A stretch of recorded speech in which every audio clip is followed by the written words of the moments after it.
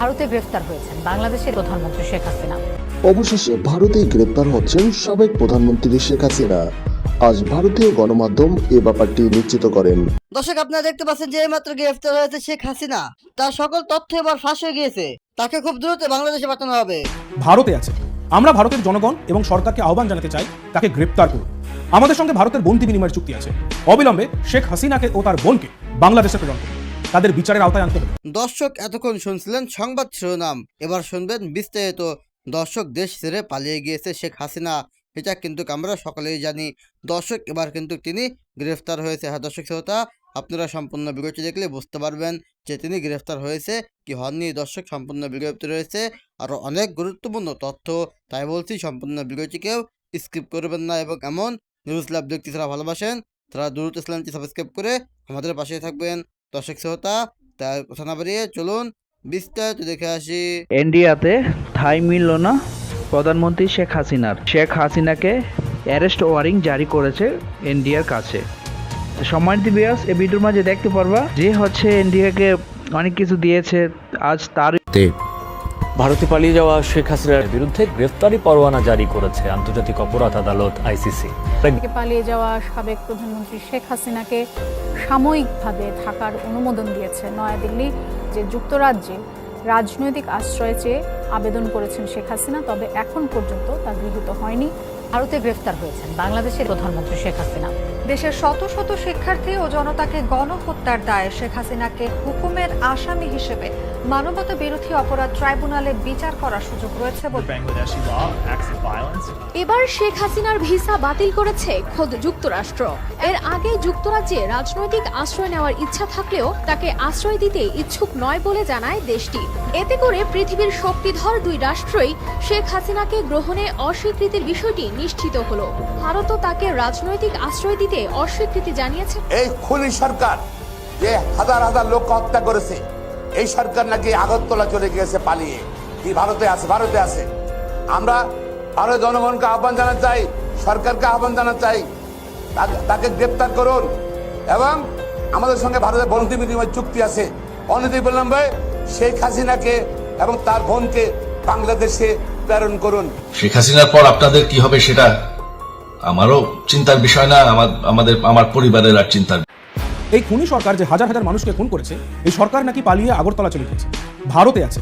আমরা ভারতের জনগণ এবং সরকারকে আহ্বান জানাতে চাই তাকে গ্রেপ্তার করুন। আমাদের সঙ্গে ভারতের বন্দি বিনিময়ের চুক্তি আছে। অবিলম্বে শেখ হাসিনাকে ও তার বোনকে বাংলাদেশে প্রেরণ করুন। তাদের বিচারের আওতায় আনতে হবে। অবশেষে ভারতেই গ্রেপ্তার হচ্ছেন সাবেক প্রধানমন্ত্রী শেখ হাসিনা। আজ ভারতীয় গণমাধ্যম এ ব্যাপারটি নিশ্চিত করেন।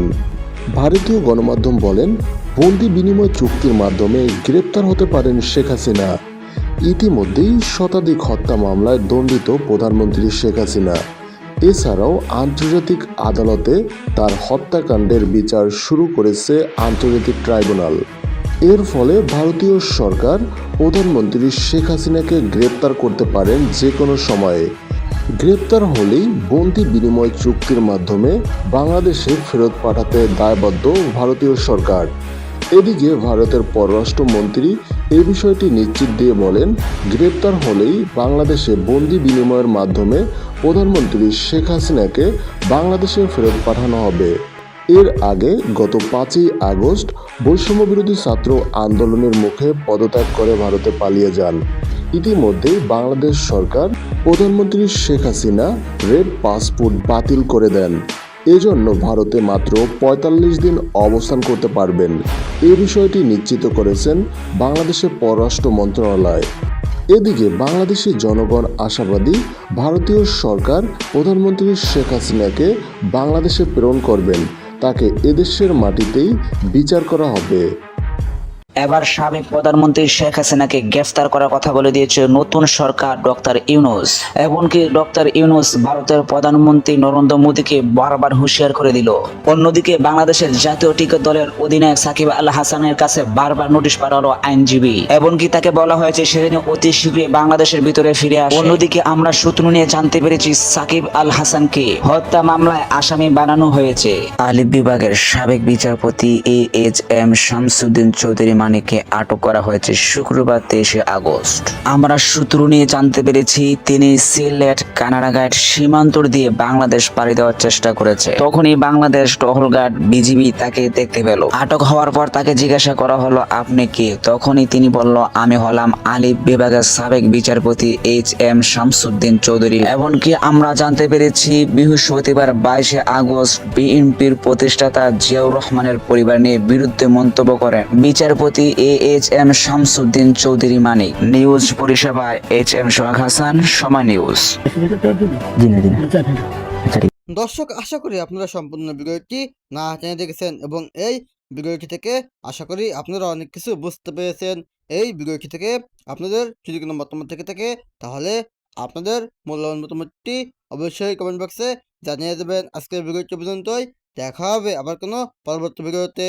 সে পর্যন্ত ভালো থাকুন, সুস্থ থাকুন, আল্লাহ হাফেজ।